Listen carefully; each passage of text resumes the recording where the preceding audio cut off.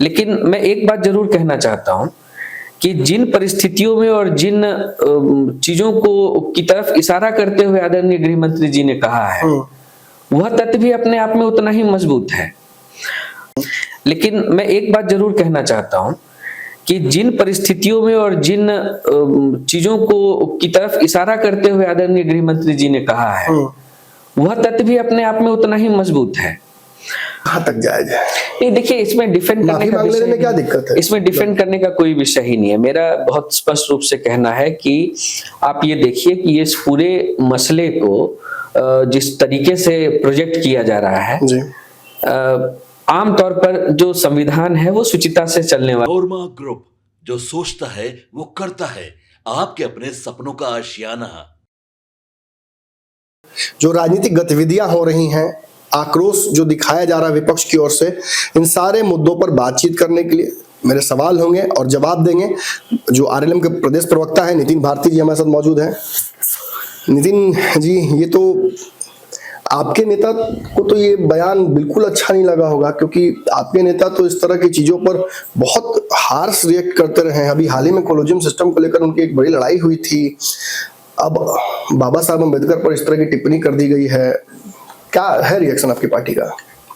देखिए नमन जी, सबसे दुखद ये है कि संविधान के निर्माता और इस देश के पथ प्रदर्शक अंबेडकर जी को राजनीति में जिस तरह से घसीटा जा रहा है, वह किसी भी परिस्थिति में इस देश के लिए अच्छा नहीं है जी। और उनके राजनीतिक दुरुपयोग का क्या परिणाम निकला है, ये उत्तर प्रदेश के एक दल से आप पूछ सकते हैं जी। तो इसको बहुत सुखद तो नहीं माना जाएगा। दूसरी बात यह है कि इस पूरी परिस्थिति का असेसमेंट अच्छे तरीके से होना चाहिए जी। इस तरह के किसी बयान को डिफेंड करना मेरा कोई उद्देश्य नहीं है।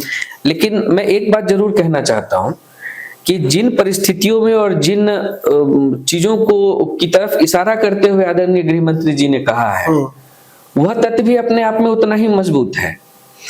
मजबूती इस आधार पर कि अंबेडकर जी को राजनीतिक रूप से क्रश करने का काम यदि किसी दल ने किया है तो वो कांग्रेस पार्टी है जी। उनको राजनीतिक चुनावी लड़ाई में हराने के लिए जो षड्यंत्र कांग्रेस ने किया, वो किसी से छिपा नहीं है जी। इसके अलावा इतनी बड़ी विभूति जिस देश में हो और लंबे समय तक उनको भारत रत्न का पुरस्कार न दिया जाना, ये कांग्रेस की मंशा स्पष्ट रूप से जाहिर करती है जी। तो इन सारी परिस्थितियों की तरफ इशारा करते हुए, ठीक है, भाषाई सुचिता हर किसी को रखनी चाहिए और यह हर किसी पर एप्लीकेबल। ये तो आप मानते हैं ना कि इससे बेहतर ढंग से अमित शाह रिफ्रेश कर सकते थे। आर्टिकुलेशन का एक विषय हो सकता है, लेकिन मुझे जहां तक लगता है कि एनडीए ने आदरणीय भारत रत्न भीमराव अंबेडकर को लेकर जैसी अपनी मंशा एनडीए ने हमेशा दिखाई है, वो किसी से छिपी नहीं है। चाहे वो उस तमाम वो स्थल जो अंबेडकर जी से जुड़े हुए हों, उसके डेवलपमेंट को लेकर सरकार ने देश से लेकर विदेश तक जी। जो काम किया है, वो एनडीए की मंशा कहीं उससे कोई नेगेटिव हो, यह ऐसा कहना उचित नहीं होगा। विपक्ष कह रहा है कि एक तरफ राजनीति के लिए कभी द्रौपदी मुर्मू, कभी रामनाथ कोविंद, इनको आगे किया जाता है भाजपा और एनडीए के द्वारा, लेकिन जब वास्तविक चित्रण करना होता है तो इस तरह के शब्दों का प्रयोग करते हैं कि भगवान थोड़े हैं।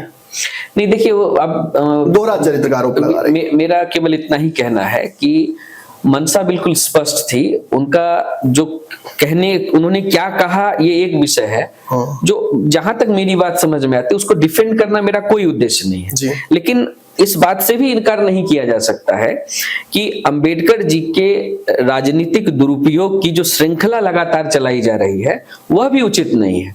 इस बात को कांग्रेस और उसके सहयोगी दलों को ये एक्सेप्ट करना चाहिए कि केवल और केवल राजनीतिक दुरुपयोग के लिए अंबेडकर जैसी विभूतियों के नाम का प्रयोग करना और बारंबार प्रयोग करना, इसकी तरफ भी अमित शाह जी का इशारा हो सकता है। लेकिन जिस शब्द का चयन जिस तरीके से हुआ और आर्टिकुलेशन जिस तरह से हुआ, उससे बेहतर तरीके से हो सकता था। विपक्ष ये भी आरोप लगा रहा है कि एक तरफ अमित शाह से गलती होती है, दूसरी तरफ देश के प्रधानमंत्री भी उसको सही ठहराते हैं। एनडीए के लगभग सारे दल इसको डिफेंड करने में लग जाते हैं। चिराग पासवान है, आप हैं, कहाँ तक जायज है? नहीं देखिए, इसमें डिफेंड करने माफी का मांग लेने विषय में क्या दिक्कत है? इसमें डिफेंड करने का कोई विषय ही नहीं है। मेरा बहुत स्पष्ट रूप से कहना है कि आप ये देखिए कि इस पूरे मसले को जिस तरीके से प्रोजेक्ट किया जा रहा है, जी आमतौर पर जो संविधान है वो शुचिता से चलने वाला संविधान है, राजनीति शुचिता के साथ की जाती है और मेरे नेता खास तौर पर भाषागत शुचिता के साथ साथ व्यावहारिक रूप से भी शुचिता का ख्याल रखते हैं। जी। तो मैं केवल इतना समाज के सामने एक प्रश्न रखना चाहता हूं आपके माध्यम से कि जब आमतौर पर जब संसद भवन में कोई भी दल विरोध प्रदर्शन करता है तो उसके पास ही, जैसे मकर द्वार के का ये मामला है जो कल जो धक्का मुक्की हुई है, वहां पर जिस तरीके का दुर्व्यवहार किया गया और जानबूझकर जो कॉरिडोर जहां से उनको जाने का रास्ता दिया जाता है दूसरे दल के लोगों को, उसको छोड़कर बीच से जो रास्ता, ये जो सामने सामने आकर भिड़ने और लड़ने वाली जो बात है, इसको क्या अंबेडकर जी के सम्मान से जोड़ा जा सकता है? क्या अंबेडकर जी ने कभी सपने में ये सोचा होगा कि उनके जनप्रतिनिधि, उनके देश के जनप्रतिनिधि इस तरह से हाथापाई करेंगे, किसी का सर फूट जाएगा, कोई नीचे गिर जाएगा, कोई महिला अपने आप को बेइज्जती महसूस करेगी? यह भी कोई उचित परिस्थिति नहीं है। तो कुल मिलाकर देखिए, मुझे जहां तक लगता है कि यह हर दल के लिए सोचने का विषय है। अंबेडकर राजनीति का विषय नहीं है, आत्मसात करने का विषय है। अंबेडकर के विचारों को अपनाकर अंबेडकर ने जिस समाज की कल्पना की थी उसकी तरफ काम करके हम अंबेडकर को सच्ची श्रद्धांजलि दे सकते हैं। हाथ में संविधान लेकर घूमना और 100 से ज्यादा बार सरकार गिराना एक ही पार्टी कैसे कर सकती है नमन जी? तो इसलिए मुझे लगता है कि इन सारी परिस्थितियों का तरीके से असेसमेंट होना चाहिए, एक तरफा नहीं। एक बड़ी चर्चा ये भी हो रही है कि जिस तरह से 2015 के चुनाव में मोहन भागवत आए और आरक्षण पर एक विवादित बयान दे दिया, जिसके बाद वो चुनाव एनडीए हार गई, उसी तरीके से कहीं ना कहीं फिर अमित शाह का बयान आ गया है, ना माफी मांग रहे हैं, उल्टा जस्टिफाई कर रहे हैं उन चीजों को। तो ये क्या लगता है आपको कि मोन्यूमेंटल गलती हो गई उस लेवल की? देखिए, मैंने बहुत स्पष्ट रूप से कहा कि एक बेहतर आर्टिकुलेशन हो सकता था, लेकिन with reference to activities done by NDA government, उस परिप्रेक्ष्य में देखिए इस देश का, इस प्रदेश का मतदाता बहुत समझदार है। 15 वाला नुकसान नहीं ना उठाना पड़ेगा। मुझे लगता है कि इस देश का जो लोकतंत्र है वो काफी मैच्योर्ड हो गया है और जो मतदाता है वो भी मैच्योर्ड हैं और बहुत अच्छे से असेसमेंट करते हैं। 15 की चीजों को आप किसी भी चीजों से जोड़ सकते हैं, लेकिन 15 की जो परिस्थिति थी और 15 में वोटिंग जिस आधार पर हुई थी उसका आप तो अच्छे विश्लेषक हैं, आप उसका तरीके से विश्लेषण कर सकते हैं। तो उसको किसी एक घटना के साथ जोड़कर और केवल उसके आधार पर चुनाव के नतीजे तय करना, मुझे लगता है कि ये उचित नहीं होगा।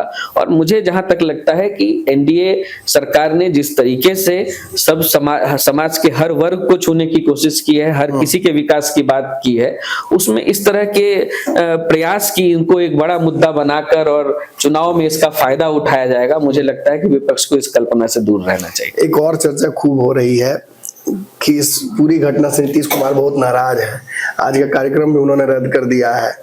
नहीं, मुझे जहां तक सूचना है कि उनको शारीरिक कोई चोट आई है जी, इसलिए उनका कार्यक्रम रद्द हुआ है। बिहार में एनडीए आपका एकजुट है? बिल्कुल एकजुट है, आज भी बैठक हुई है हम लोग, मैं उसी बैठक से भी होकर आया। किन बिंदुओं पर चर्चा हो रही है? देखिए, 15 बातचीत हो रही है या क्या हो रहा है? सीट शेयरिंग जो है वो बाद का विषय होता है। पहले 5 अलग अलग दल हैं और पांचों दल का पंचायत और बूथ लेवल तक का जो संगठन है वो कैसे एकजुट हो, इसको लेकर प्रयास चल रहा है। और इसी श्रृंखला में 15 जनवरी से एनडीए की लगातार उनके कई कार्यक्रम, एनडीए के कार्यक्रम हैं जहां प्रखंड स्तर पर वो कार्यक्रम जाएगा।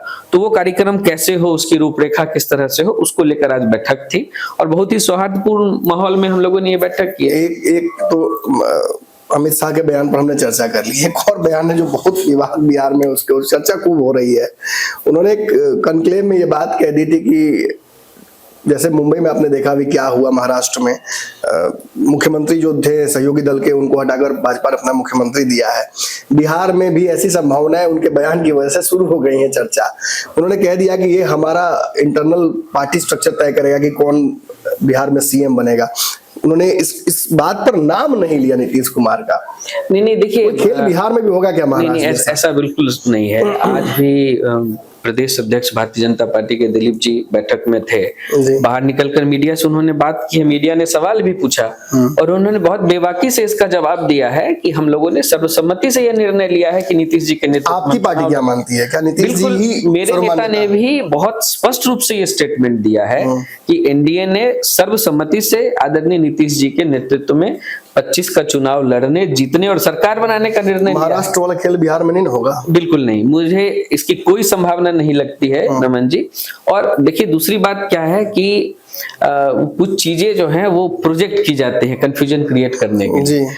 अमित शाह जी का जो वो बयान था वो बिल्कुल सही बयान था, मैं उसको इस रूप में सही मानता हूं क्योंकि अमित शाह जी एक संगठन के नेता है जी। और संगठन में निर्णय लेने के लिए कोई एक यूनिट है जो प्राधिकृत है, वो संसदीय बोर्ड है। जी। जिस दिन औपचारिक रूप से संसदीय बोर्ड ये निर्णय लेगा, और वो कब होगा, जब चुनाव नजदीक आएगा, स्वाभाविक रूप से उस समय औपचारिक रूप से उनका संसदीय बोर्ड इस विषय पर निर्णय लेगा।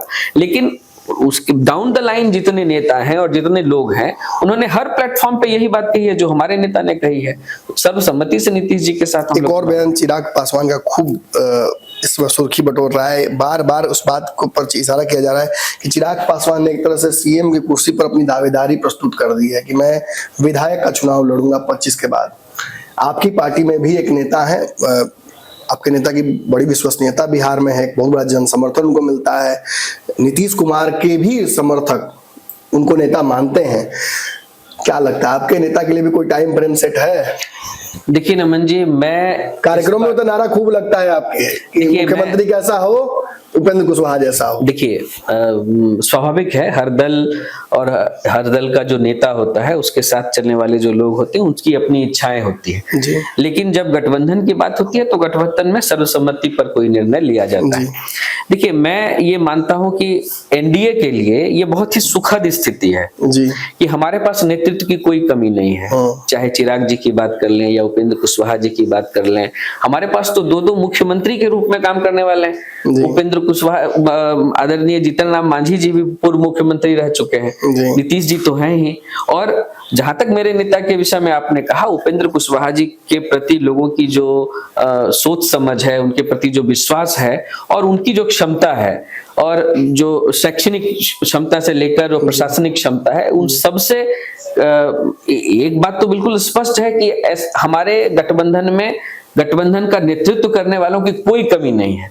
और उधर जो दुर्काल वाली स्थिति है, जहां पर माई वे नहीं तो हाईवे वाला चक्कर है, तो वहां पर तो कोई ऑप्शन ही नहीं है ना। तो अब आप ये देखिए कि ये तो बहुत बेहतर स्थिति में है।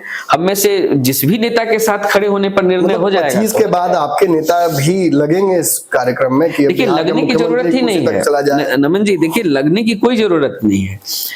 होता यह है कि किसी भी नेता के प्रति लोगों का रुझान किस तरह से है वो समय के साथ अपने आप आता है।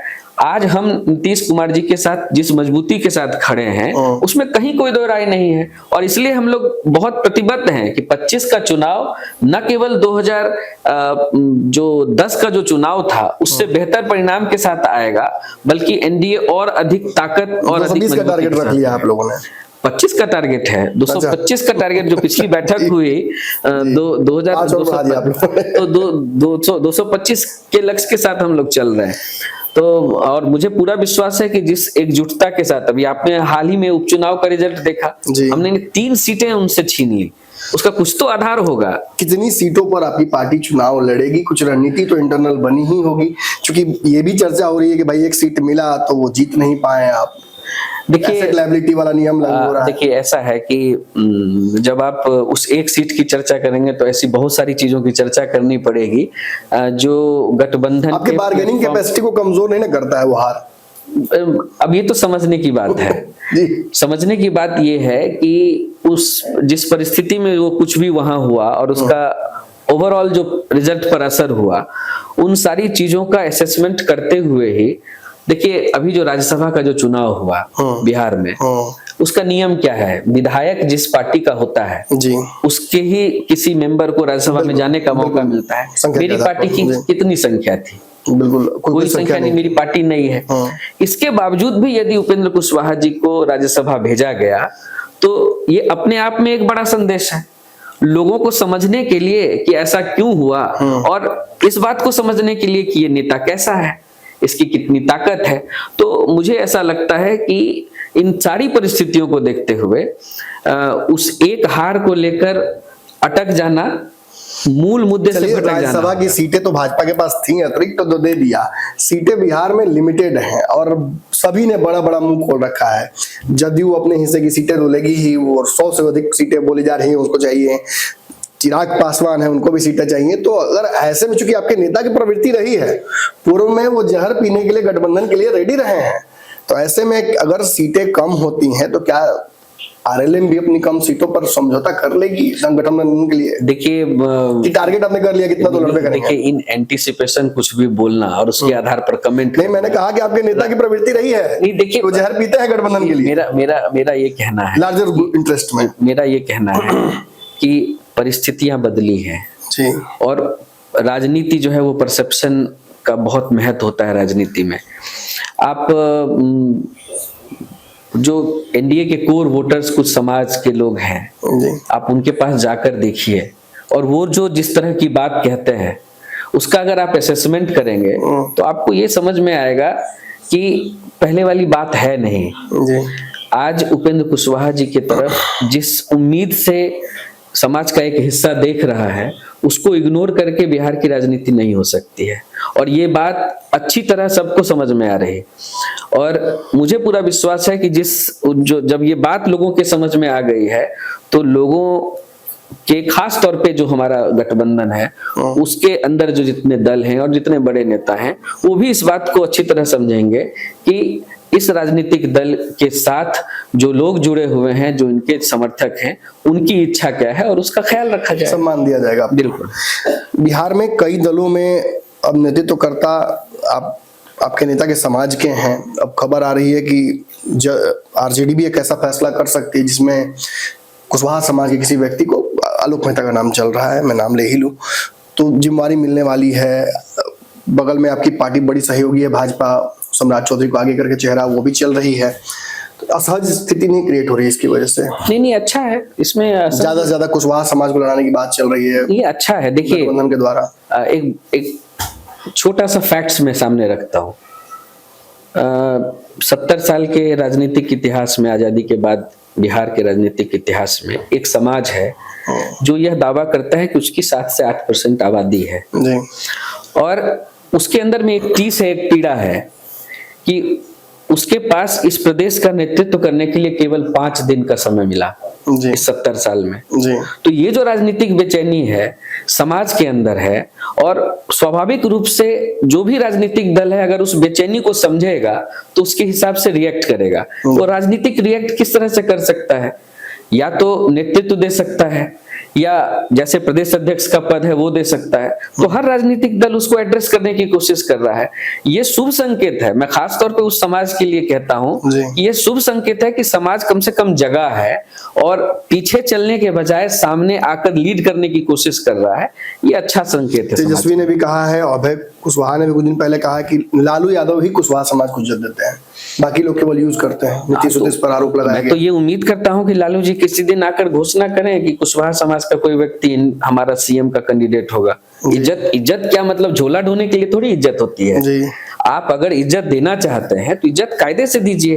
ये नीतीश कुमार से आप लोगों ने क्यों नहीं मांगा? इतने साल से नीतीश कुमार ऐसा है कि लव कुश की जोड़ी चलती रहेगी।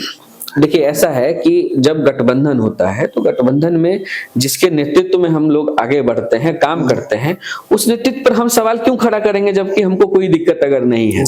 नीतीश कुमार जी के नेतृत्व चाहिए वो अपना दिल दिखाए। तो जो ये दावा करता है कि हम ही कर सकते हैं, वो परिवार से बाहर तो निकल नहीं पा रहा।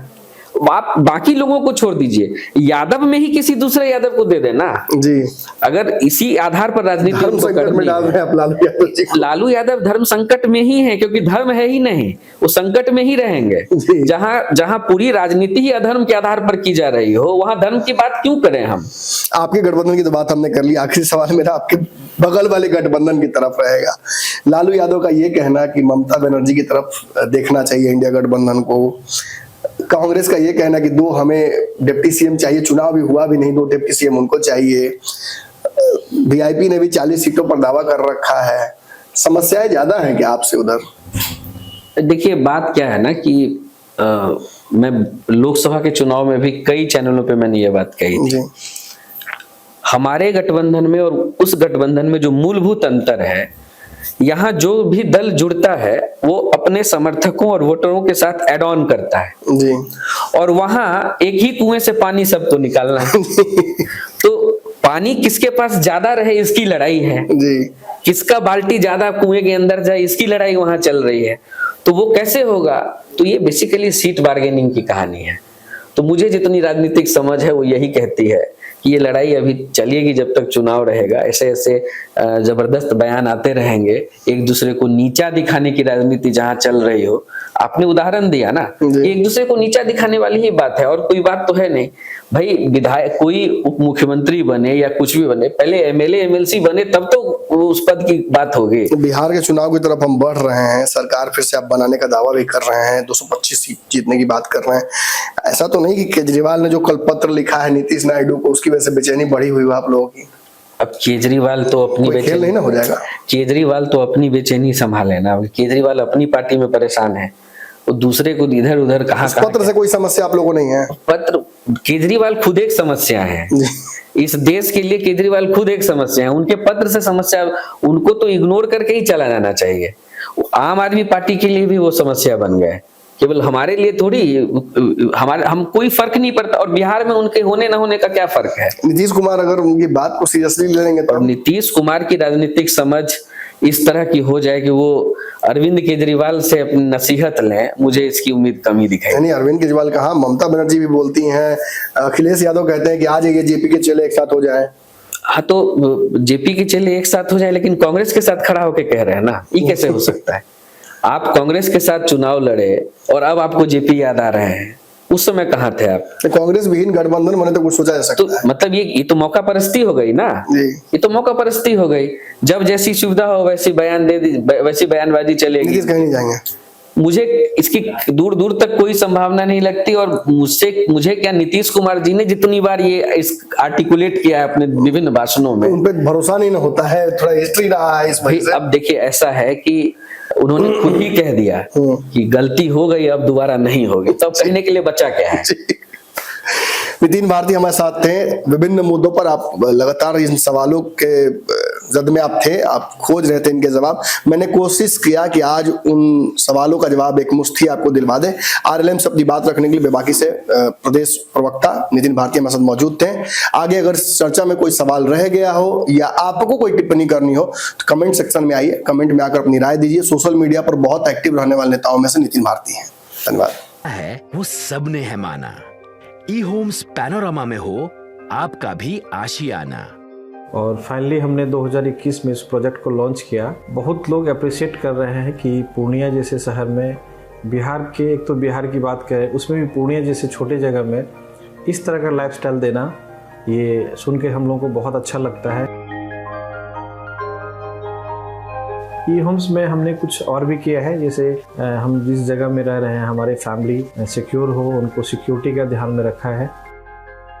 आपकी सुविधा और सुरक्षा आपके लिए खास है, ये आपका विश्वास है। इसमें आर्टिफिशियल इंटेलिजेंस का 7 लेयर सिक्योरिटी का हमने इस्तेमाल किया है। लस ग्रीन कैंपस को बनाया है। यदि हमारा बाउंड्री वाल है तो वो वर्टिकल गार्डन है।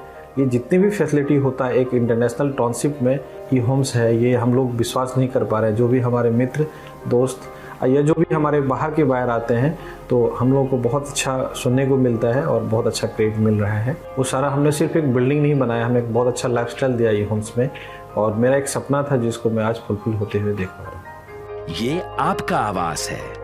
ई होम्स पैनोरामा में अब आपका निवास है।